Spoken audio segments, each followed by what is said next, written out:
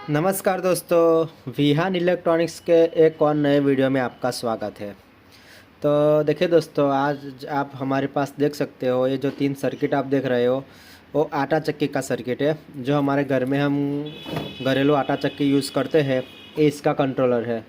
तो आज हम इस कंट्रोलर के बारे में देखेंगे कि कंट्रोलर किस तरह से काम करता है, वो हम आज देखेंगे। तो देखिए, आप यहाँ पे 3 अलग अलग कंपनी के कंट्रोलर देख सकते हो। ये पहला जो है वो एम प्लस का है, ये दूसरा बीच में जो है वो माइक्रो का है, और ये तीसरा लास्ट जो है वो स्मार्ट सर्किट करके लिख के हुआ है। कंट्रोलर किसी भी कंपनी का हो, सर्किट सेम ही रहता है इसका। कोई भी कंपनी का आटा चक्की हो, या फिर मिल्सन का हो, या फिर नटराज का हो, किसी भी कंपनी का आटा चक्की हो, कंट्रोलर इसका सेम ही रहता है। सर्किट इसका सेम ही, वर्किंग प्रिंसिपल इसका सेम ही रहता है। तो हम देखते हैं इसके अंदर क्या कुछ लगा हुआ है और किस तरह से काम करते हैं। देखिए, सबसे पहले आप इसका कनेक्शन देख सकते हो। देखिए, यहाँ पे फेज़ न्यूट्रल लिखा है। तो यहाँ पे देखिए, यहाँ पे फेज़ आएगा, यहाँ पे न्यूट्रल आएगा। यहाँ पे देखिए 2 मोटर लिखा हुआ है। तो यहाँ पे जो अपनी बड़ी वाली मोटर है, वो बड़ी वाली मोटर इधर आएगी।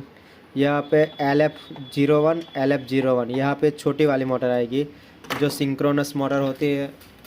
जो छोटी वाली मोटर लगी रहती है, जो सिंक्रोनस मोटर, देखिए इस तरह से ये वाली मोटर आएगी यहाँ पे, जहाँ इधर से अनाज इधर से अंदर जाता है। देखिए,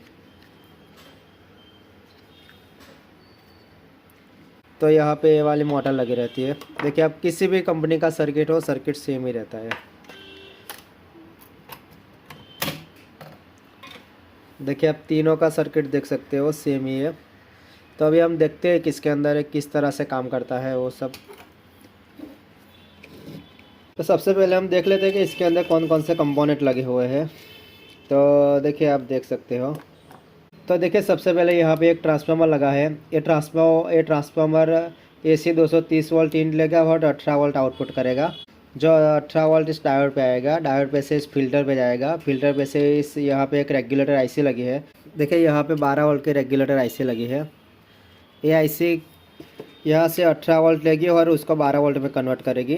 जो 12 वोल्ट से ये IC भी काम करेगी और ये 2 रिले भी काम करेगी। उसके बाद देखते हैं, यहाँ पे 2 रिले लगी है। देखिए, ये रिले बड़ी मोटर के लिए लगी है और ये रिले छोटी मोटर के लिए लगी है। अब दोनों रिले की कैपेसिटी सेम ही है, दोनों ही 10 एम्पियर की रिले है, आप देख सकते हो। और इसके बाद यहाँ पे एक करंट ट्रांसफार्मर लगा है। ये करंट ट्रांसफार्मर का काम क्या है? करंट ट्रांसफार्मर जो हमारी बड़ी वाली मोटर है, वो मोटर को ओवरलोड होने से सीटी बचाएगा। देखिए, सीटी के बाद आप देख सकते हो यहाँ पे एक IC लगा है, जो IC का नंबर है LM339। एक कंपैरेटर IC है, एक कंपैरेटर IC लगी है। उसके बाद ये डायोड का तो काम हमने बता दिया। उसके बाद यहाँ पे एक फ़िल्टर लगा है। उसके बाद ये रेगुलेटर लगा है। उसके बाद यहाँ पे आप देख सकते हो 3 ट्रांजिस्टर लगा है। ये तीनों NPN ट्रांजिस्टर है। ये तीनों ट्रांजिस्टर का काम क्या है? ये ट्रांजिस्टर ए वाले रिले को ऑन करेगा, ये ट्रांजिस्टर ए वाले रिले को ऑन करेगा, और ये जो ट्रांजिस्टर लगा है, ये ट्रांजिस्टर हमारे बज़र के लिए रहता है। और यहाँ पे आप देख सकते हो, यहाँ पे एक सेंसर के लिए कनेक्टर लगा है। तो सेंसर किस तरह से होता है और एक सेंसर किस तरह से काम करता है, वो हम आपको बताते हैं।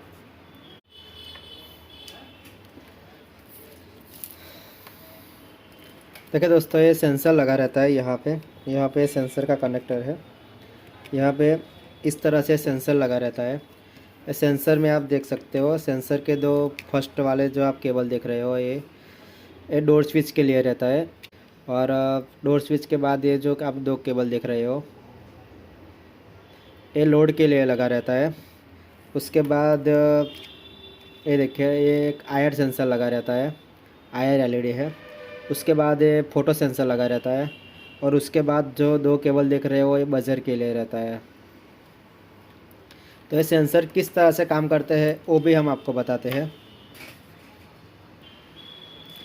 दोस्तों, इसका जो सेंसर रहता है, वो सेंसर देखिए यहाँ पे लगा रहता है।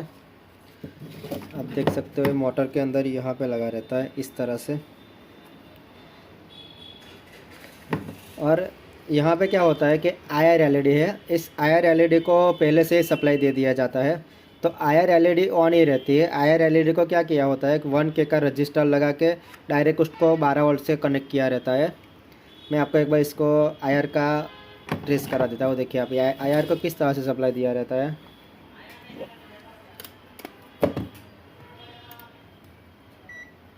देखिए आईआर को यहाँ पे देखिए आप, ये 3 केबल ग्राउंड है, 1 2 3। देखिए यहाँ पे इसको ग्राउंड किया है, देखिए आप देख सकते हो। और इसका जो पॉजिटिव है वो आप यहाँ से देख सकते हो, यहाँ से यहाँ पे गया। देखिए यहाँ पे एक रजिस्टर लगा है, ये वाला रजिस्टर लगा है। ये रजिस्टर लगने के बाद ये आईसी का जो 12 वोल्ट आउटपुट है, यहाँ पे देखिए आप देख सकते हो। रेगुलेटर आईसी का जो 12 वोल्ट आउटपुट है, देखिए ये 12 वोल्ट आउट पे से इस आईआर सेंसर को सप्लाई दिया रहता है। तो जैसे ही हम ये कंट्रोलर ऑन होता है तो हमारा आईआर सेंसर ऑन हो जाता है। ये सर्किट हमने ट्रेसिंग के लिए है, इसको इस ट्रांसफार्मर से और उससे अलग करके रखा है, वो पूरा परफेक्ट है। ये इसमें भी कोई दिक्कत नहीं है, उसमें भी कोई दिक्कत नहीं है, लेकिन उसको हमने ट्रांसफार्मर से अलग कर दिया है। उसको भी और वो पर ट्रांसफार्मर के साथ अटैच है, इसीलिए हम उसके अंदर इसको ऑन करके दिखाते हैं ताकि ये समझने के लिए आसान रहे। देखिए तो जैसे ही हम इसको सप्लाई देते हैं तो इसका आईआर सेंसर ऑन हो जाता है। और आईआर सेंसर ऑन होता है और आईआर सेंसर यहाँ पे लगा रहता है। देखिए इस तरह से, यहाँ पे इस तरह से लगा रहता है। जैसे ही आईआर एलईडी ऑन होगा और आईआर एलईडी ऑन होगा और आईआर एलईडी का प्रकाश इस फोटो सेंसर पे आएगा, तो फोटो सेंसर क्या करेगा कि अपने अंदर रजिस्टर कम कर लेगा और जो उसका रजिस्टर है वो उसको वोल्टेज पास कर देगा। अब ये इस फोटो सेंसर का कनेक्शन किस तरह से लगा है वो हम समझते हैं, ताकि हमें पता चल जाएगा कि किस तरह से ऑन होता है। फोटो सेंसर का कनेक्शन हम समझते हैं। देखिए फोटो सेंसर का कनेक्शन समझने के लिए आपको ये आईसी का भी वर्किंग प्रिंसिपल पता होना चाहिए। ये आईसी LM339 है। LM339 एक कंपेरेटर आईसी है। कंपेरेटर आईसी मतलब जो वोल्टेज को कंपेयर करती है। तो यहाँ पे क्या रहता है जनरली, मैं आपको बता देता हूँ। देखिए फोटो सेंसर का आप देख सकते हो, फोटो सेंसर का एक पिन तो ऑलरेडी ग्राउंड है। देखिए यहाँ पे एक पिन ग्राउंड है और दूसरा जो पिन है वो आप देख सकते हो, यहाँ से आया, यहाँ से गया, यहाँ से जाने के बाद यहाँ आया। देखिए आप यहाँ पे देख सकते हो, यहाँ पे एक रजिस्टर लगा है और यहाँ पे एक डायल लगा है। मैं बताता हूँ आपको। देखिए ये वाला डायल लगा है, हम ट्रेस कर लेते हैं एक बार। देखिए ये तो एक पिन ग्राउंड ही है और इसके जो नीचे जो पिन है ये यहाँ पे आई है इस डायोड पे। देखिए ये जो डायोड है और ये डायोड के जो पिन है वो इस आईसी के 7 नंबर पिन पे आई है यहाँ पे। देखिए आप देख सकते हो। तो एक कंपैरेटर आईसी किस तरह से काम करते हैं कि इसका जो 6 और 7, ये 6 और 7 पे एक कंपैरेटर बना है और इसका जो आउटपुट है वो यहाँ पे 1 नंबर पे से निकलेगा। अभी वो किस तरह से निकलता है मैं आपको बताता हूँ एक बार। देखिए इस कंपैरेटर आईसी का नंबर मैं आपको दिखा देता हूँ। देखिए यहाँ पे आप LM339 इस कंपैरेटर आईसी का नंबर है। सबसे पहले मैं इस LM339 का आपको पिन आउट दे देता हूँ। देखिए यहाँ पे इसका 1 नंबर पिन आउटपुट पिन रहता है, 2 नंबर पिन आउटपुट रहता है, 3 नंबर पिन इसका VCC रहता है, 4 और 5 पे एक कंपैरेटर लगा होता है, 6 और 7 पे भी एक कंपैरेटर लगा होता है, 8 और 9 पे भी एक कंपैरेटर लगा रहता है, 10 और 11 पे भी एक कंपैरेटर लगा रहता है, 12 नंबर पिन इसका ग्राउंड है, 13 नंबर इसका आउटपुट है और 14 नंबर भी इसका आउटपुट पिन है। इस तरह से इसका पिन आउट रहता है। और एक कंपैरेटर आईसी में क्या है मैं आपको दिखाता हूँ। देखिए ये जो 1 नंबर का जो आउटपुट है और यहाँ पे 6-7 का जो कंपैरेटर है उसका आउटपुट 1 नंबर है, 4-5 नंबर पिन पे जो कंपैरेटर है उसका आउटपुट 2 नंबर पे है। यहाँ पे भी ऐसा है, ये 8-9 पिन पे जो कंपैरेटर है उसका आउटपुट 14 नंबर है और 10-11 पे जो कंपैरेटर है उसका आउटपुट 13 नंबर पिन है। अभी मैं आपको एक बार बता देता हूँ कि कंपैरेटर आईसी किस तरह से काम करता है। तो देखिए दोस्तों इस तरह से कंपैरेटर बना रहता है।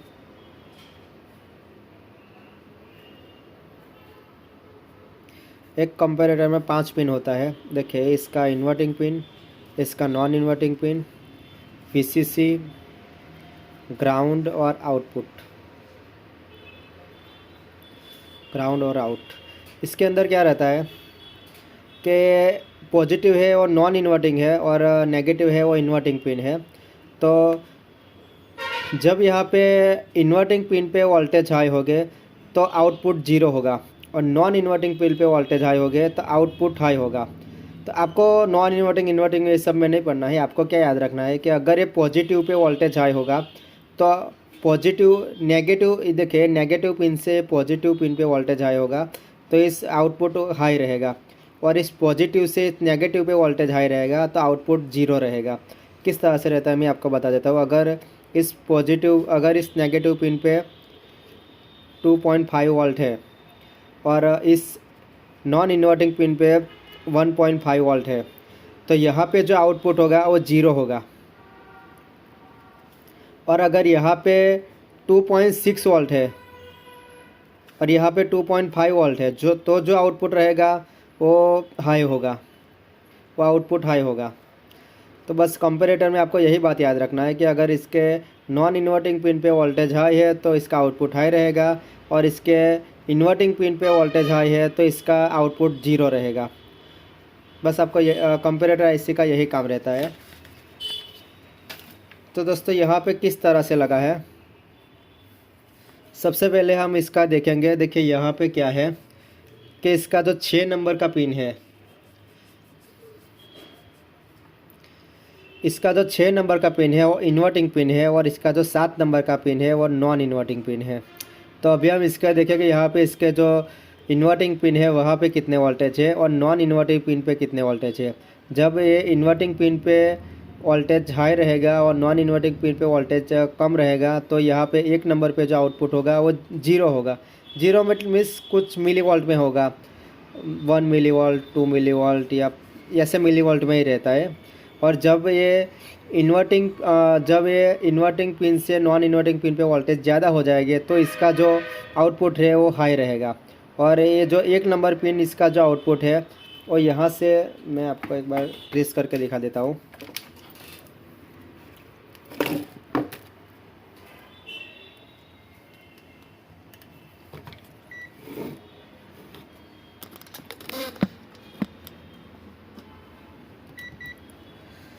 देखिए दोस्तों, ये जो इसका 1 नंबर पिन है और एक नंबर पिन यहाँ पे लगा है, देखिए इस रजिस्टर पे लगा है। और इस रजिस्टर का दूसरा जो पिन है वो पिन इस ट्रांजिस्टर के बेस पे लगा है, देखिए ये ट्रांजिस्टर के बेस पे लगा है।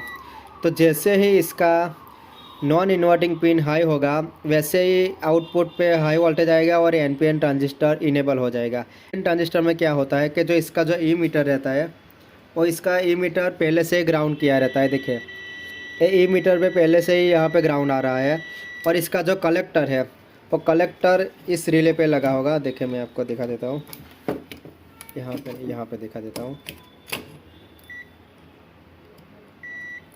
देखिए ये जो इसका कलेक्टर है, देखिए ये कलेक्टर यहाँ पे इस रिले के साथ कनेक्ट है। और जो दूसरा पॉइंट है वो दूसरा पॉइंट आप देख सकते हो, जो ये 12 वोल्ट का रेगुलेटर है। देखिए यहाँ पे एक रजिस्टर लगा है 200 ओम का। 200 ओम के रजिस्टर के बाद यहाँ पे इस 12 वोल्ट के रेगुलेटर के साथ कनेक्ट है। तो इस रिले को इस तरह से 12 वोल्ट मिल जाएगा। देखिए यहाँ पे एक रजिस्टर लगा है 273 का, और इसके बाद ये यहाँ पे देखिए आप देख सकते हो। तो इस तरह से रिले ऑन हो जाएगा। तो दोस्तों देखिए मैंने आपको बताया कि किस तरह से रिले काम करता है और किस तरह से ट्रांजिस्टर इनेबल होता है। तो अभी हम इसका एक बार प्रैक्टिकल करके देख लेते हैं। तो बने रहे वीडियो में, वीडियो थोड़ा लंबा होगा लेकिन ये ऐसा वीडियो आपको यूट्यूब पे कहीं नहीं मिलेगा। ये वीडियो देखने के बाद आपको फ्लोर मिल का किसी का भी कोई वीडियो देखने की ज़रूरत नहीं है। सेंसर को लगा दिया है, मोटर को लगा दिया है। अभी हम एक बार इसको ऑन करते हैं, सप्लाई देते हैं, और सप्लाई देने के बाद देखते हैं कि क्या होता है। तो देखिए दोस्तों हमने इसको सप्लाई दे दिया है। सप्लाई देने के बाद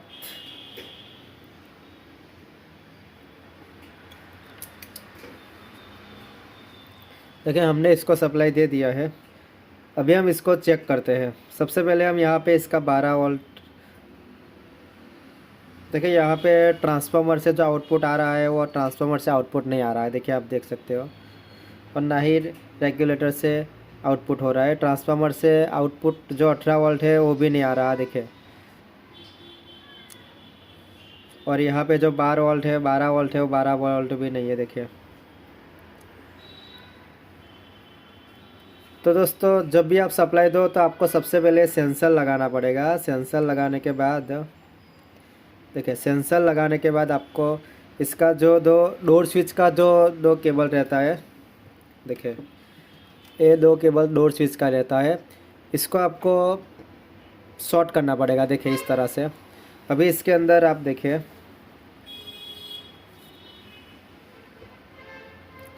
देखिए यहाँ पे 19 वोल्ट आ गया, देखिए 12 वोल्ट आउटपुट। और यहाँ पे इस आईसी पे हम इसका वीसीसी सप्लाई चेक करते हैं। तो देखिए दोस्तों ये 12 वोल्ट आईसी को वीसीसी मिल रहा है। अभी हम इस आईसी का 1 नंबर पिन पे इसका आउटपुट चेक करते हैं। तो देखिए अभी कुछ आउटपुट नहीं है, 101 मिली वोल्ट दिखा रहा है। तो अभी ये जो आईसी है, अभी ये जो रिले है, अभी ये जो ट्रांजिस्टर है वो ऑफ है, और ये जो रिले है वो भी ऑन नहीं है, जो हम आपको एक बार दिखा देते हैं। देखिए हमने एसी वोल्ट किया, देखिए इसके मेन मोटर पे देखिए अभी सप्लाई नहीं है, 20 वोल्ट ही दिखा रहा है। देखिए छोटी मोटर पे भी चेक करते हैं, देखिए यहाँ पे भी वोल्टेज नहीं है। तो अभी हम क्या करेंगे, देखिए, और अभी इसको हम इसका इन्वर्टिंग पिन पे चेक करते हैं। देखिए इसके 6 नंबर पे पिन पे, देखिए इसके 6 नंबर के पिन पे हम एक बार चेक करते हैं वोल्टेज। तो देखिए दोस्तों 6 नंबर की पिन पे यहाँ पे 2.1 वोल्ट दिखा रहा है। और इसके जो 7 नंबर की पिन है, देखिए 7 नंबर की पिन है, वहाँ पे 155 मिली वोल्ट दिखा रहा है। तो यहाँ पे 7 नंबर की पिन पे क्या है दोस्तों, कि ये जो फोटो सेंसर है, देखिए दोस्तों आप देख सकते हो, ये जो फोटो सेंसर है, अभी क्या सिचुएशन हो रहा है दोस्तों, यहाँ पे इस आईआर एलईडी को सप्लाई मिलने से यहाँ पे फोटो सेंसर एक्टिव है। और फोटो सेंसर पे आईआर एलईडी का जो प्रकाश है वो फोटो सेंसर पे आ रहा है। इसीलिए फोटो सेंसर क्या कर रहा है कि अपने अंदर अपना रजिस्टर काफ़ी कम करके वो ग्राउंड कर रहा है वोल्टेज को इस डायोड के। देखिए डायोड फोटो सेंसर का एक पिन ऑलरेडी ग्राउंड रहता है, और एक पिन यहाँ पे इस डायोड पे आया है, डायोड पे से यहाँ से इस 7 नंबर की पिन पे आया है। तो अभी क्या है कि आईआर सेंसर ऑलरेडी इसका ऑन है। आईआर सेंसर ऑन होने की वजह से आईआर सेंसर का प्रकाश इस एलईडी पे, इस फोटो सेंसर पे आ रहा है। जैसे ही फोटो सेंसर पे, जैसे हम यहाँ पे अनट डालेंगे तो इस फोटो सेंसर का रजिस्टर हाई हो जाएगा, और जैसे ही रजिस्टर हाई होगा तो ये जो नॉन इन्वर्टिंग पिन है यहाँ पे वोल्टेज हाई हो जाएगी, और नॉन इन्वर्टिंग पिन पे वोल्टेज हाई होने से 1 नंबर पिन पे आउटपुट आएगा। आउटपुट आने से ये ट्रांजिस्टर इनेबल होगा। तो सबसे पहले हम देखिए, आप इस सर्किट पर देखना, आप यहाँ पे देखिए ऑलरेडी एक एलईडी लगा हुआ है। आप इस एलईडी को देखना, जैसे ही हम इस सेंसर के अंदर, देखिए दोस्तों जैसे ही हमने हाथ डाला तो एलईडी यहाँ पे ऑन हो गई, यहाँ पे एलईडी ऑन हो गई। अभी हम इसके नॉन इन्वर्टिंग पिन पे वोल्टेज चेक करते हैं। तो देखिए दोस्तों अभी यहाँ पे 5.5 वोल्ट आ गए हैं। तो अभी 5.5 वोल्ट आ गए हैं, तो इसका 1 नंबर भी हाई हो गया होगा। देखिए 1 नंबर पे आप 6.8 वोल्ट आ गए हैं। 6.8 वोल्ट आने से ये ट्रांजिस्टर इनेबल हो गया, और ट्रांजिस्टर इनेबल होने से ये वाला रिले भी ऑन हो गया। अभी हम आपको यहाँ पे मेन मोटर पे सप्लाई दिखाते हैं। देखिए 232 वोल्ट दिखा रहा है, और छोटी मोटर पे भी हम इसको वोल्टेज दिखाते हैं। देखिए यहाँ पे भी 232 वोल्ट दिखा रहा है। तो इस तरह से काम करता है दोस्तों। और एक बात, अभी हमने क्या किया है कि यहाँ से ऐसे इसको ये प्रकाश को ब्रेक किया। ब्रेक करने के बाद हमने यहाँ से हाथ निकाल लिया। हाथ निकालने के बाद ये एलईडी तो ऑन ही है, तो ये सप्लाई अभी भी ऑफ क्यों नहीं हुआ? अभी ये रिले ऑफ हो जानी चाहिए, क्योंकि अभी इसके अंदर अनाज नहीं है, अभी इसके अंदर कुछ भी नहीं है, तो इसको ऑफ हो जाना। लेकिन ये ऑफ नहीं होगा। ये ऑफ क्यों नहीं होगा? कि जिसने भी इसको डिज़ाइन किया है उसने क्या किया है कि जब ये मोटर ऑन होगी तो क्या है कि देखिए यहाँ से तो अनाज यहाँ पे जो अनाज है वो यहाँ से इससे नीचे चला जाएगा, लेकिन यहाँ पे तो अनाज रहेगा। तो उस अनाज के लिए क्या होगा कि यहाँ पे एक कैपेसिटर लगा है, देखिए। तो अभी क्या है कि ये जैसे ही सेंसर यहाँ से हमने जैसे ही हाथ निकाला तो ये सेंसर ने तो अपना काम करके यहाँ पे सप्लाई कट कर दिया और इस ट्रांजिस्टर को भी बंद कर दिया। और ये रिले, लेकिन ये रिले ऑन है। रिले किस लिए ऑन है कि यहाँ पे एक ट्रांजिस्टर, यहाँ पे एक कैपेसिटर लगाया है 100/25 वोल्ट का। तो एक कैपेसिटर ऑलरेडी चार्ज है। तो कैपेसिटर चार्ज होने की वजह से क्या हुआ है कि कैपेसिटर इस रिले को ऑन रखता है। जब तक कैपेसिटर के अंदर चार्ज है तब तक ये रिले को ऑन रखेगा। वो 1 या 2 मिनट तक हो सकता है। और जब तक ये रिले ऑन रहेगी तब तक हमारे मेन मोटर है ये वो 1-2 मिनट तक ऑन रहती है। इस तरह से ये ऑन रहते हैं। देखिए मैं आपको एक बार फिर से दिखाता हूँ। देखिए दोस्तों, जैसे ही हमने हाथ डाला तो ये रिले ऑन हो गई। देखिए आप यहाँ पे देख सकते हो। और अभी हमने इसको निकाल दिया तो अभी आप देखना 1-2 मिनट तक ये ऑन रहेगी और इसके बाद ये ऑटोमेटिक कट ऑफ होगी। देखिए दोस्तों, अभी भी ये ऑन है। जैसे ये कट ऑफ होगी तो रिले की आवाज़ भी आएगी। और दोस्तों, ये रिले और ये रिले दोनों साथ में ही ऑन होगी।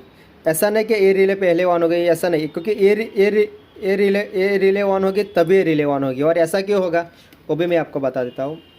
देखिए यहाँ पे क्या है कि फेज़ वायर जो आया, फेज़ यहाँ से आया, इस सिटी में गया, सिटी में से आके देखिए यहाँ पे इस रिले के अंदर गया, देखिए यहाँ पे। और ये रिले का जो आउटपुट है, और रिले का आउटपुट है वही ये दूसरी वाली रिले में गया। देखिए जब ये कॉन्टैक्ट NO से NC होगा तभी यहाँ पे सप्लाई आएगा, और ये NC होगा तभी इस रिले पे सप्लाई आएगा। तो जब ये रिले ऑन होगी तभी ये रिले ऑन होगी। जब ये रिले, देखिए यहाँ पे सप्लाई बंद होगा। देखिए दोस्तों, ये बंद हो गया। 1 मिनट जैसा चला और ये बंद हो गया। तो इस तरह से सेंसर का काम होता है। तो देखिए दोस्तों, हमने इसके अंदर देख लिया कि किस तरह से सेंसर वर्क करता है और किस तरह से रिले ऑन होती है। अभी हम इस रिले के बारे में देख लेते हैं। ये जो रिले है ये ओवरलोड के लिए यहाँ पे लगी है।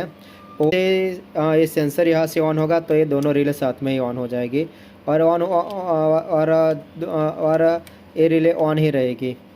इसके अंदर क्या होता है कि ये मोटर, जो छोटी वाली मोटर रहती है, वो छोटी मोटर का RPM फिक्स रहता है। वो छोटी मोटर का जो RPM रहता है वो 1 मिनट में 5-6 RPM फटती है, 5-6 RPM घूमती है। तो उसका RPM फिक्स ही रहेगा।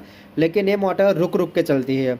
इस मोटर का ऑन ऑफ ये रिले करता है। अभी ये किस तरह से ऑन ऑफ करता है वो मैं आपको बताता हूँ। तो इस रिले को ऑन ऑफ करने के लिए देखिए यहाँ पे एक ट्रांजिस्टर लगा है। उस ट्रांजिस्टर का बेस इस रजिस्टर के साथ कनेक्ट है, और इस रजिस्टर का एक पॉइंट इस डायोड के साथ कनेक्ट है, और डायोड का एक पॉइंट इस IC के 14 नंबर पिन के साथ कनेक्ट है। तो वो मैं आपको दिखाता हूँ। देखिए आप, देखिए दोस्तों, इस IC, ये जो IC का 14 नंबर का आउटपुट है वो इस कंपेरेटर इस IC के पिन नंबर 8 और 9 पे जो कंपेरेटर लगा है, इसका आउटपुट के इसका आउटपुट इस कंपेरेटर से आएगा, जो इस जो इस 8 और 9 नंबर पिन पे जो कंपेरेटर लगा है। इस कंपेरेटर के इस कंपेरेटर के इनपुट से इसके आउटपुट पे डिफरेंस आएगा। तो अभी हम देख लेते हैं कि इसके आउटपुट क्या है अभी। तो देखिए अभी हमने इसका सेंसर ऑन किया है। देखिए दोस्तों, अभी इस IC के 14 नंबर पिन पे आप देखिए,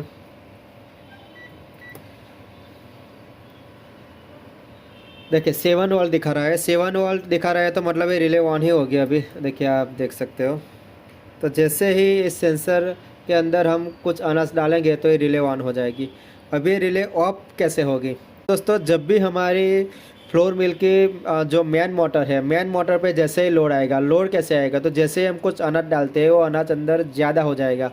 वो अनाज ज़्यादा किस तरह से होगा कि उसकी जो जाली रहती है, अगर हम पतली जाली यूज़ करते हैं, 2 नंबर की यूज़ करते हैं या फिर 1 नंबर की यूज़ करते हैं, पतली जानी होने की वजह से उसका जो लोड है वो काफ़ी पतला रहता है।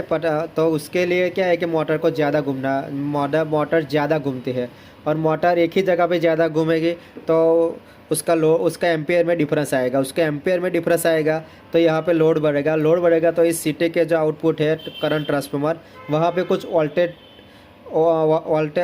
जनरेट हो गया, और वो जो वोल्टेज जनरेट हो गए वो यहाँ पे आप देखिए, यहाँ पे मैंने अभी आपको दिखाया, देखिए यहाँ पे जो वोल्टेज जनरेट हो गए वो ये तो ऑलरेडी ग्राउंड है। यहाँ पे एक डायोड और एक रजिस्टर लगा है। देखिए ये जो रजिस्टर लगा है वो लोड के लिए ही लगा है, और ये डायोड का जो दूसरा पॉइंट है वो आईसी के पिन नंबर 8 और पिन नंबर 11 पे कनेक्ट है।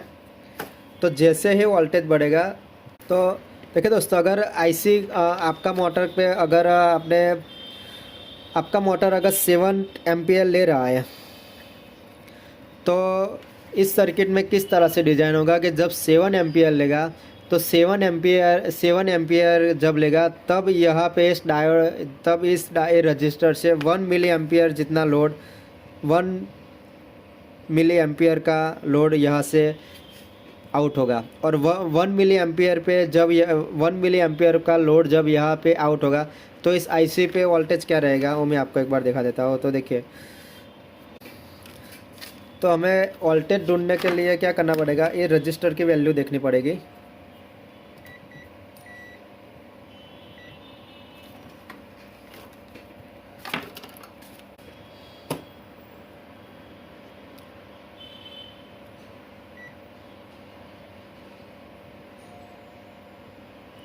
देखिए दोस्तों, 2.1 यानी कि 2.2 किलोवाट का ये रजिस्टर है।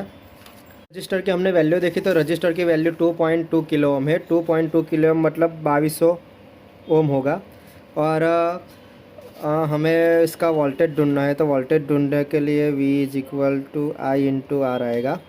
तो हम इसके अंदर इसका जो एम्पियर है 0.0 मिली एम्पियर है, तो 0.0 मिली एम्पियर।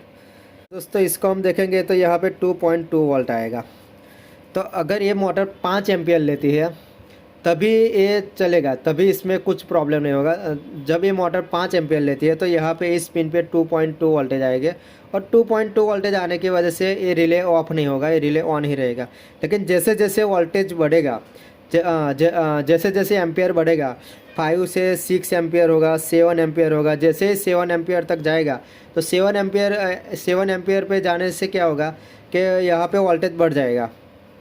वोल्टेज बढ़ जाने की वजह से क्या होगा कि इसकी इन्वर्टिंग पिन हाई हो जाएगी, और इन्वर्टिंग पिन हाई होने की वजह से क्या होगा, इन्वर्टिंग पिन हाई होने की वजह से यहाँ पे जो आउटपुट है वो आउटपुट 0 हो जाएगा। और जैसे ही आउटपुट 0 होगा तो ये ट्रांजिस्टर ऑफ हो जाएगा, और ट्रांजिस्टर ऑफ होने की वजह से रिले भी ऑफ हो जाएगा। और जैसे रिले ऑफ होगा तो हमारी जो छोटी मोटर है वो छोटी मोटर रुक जाएगी।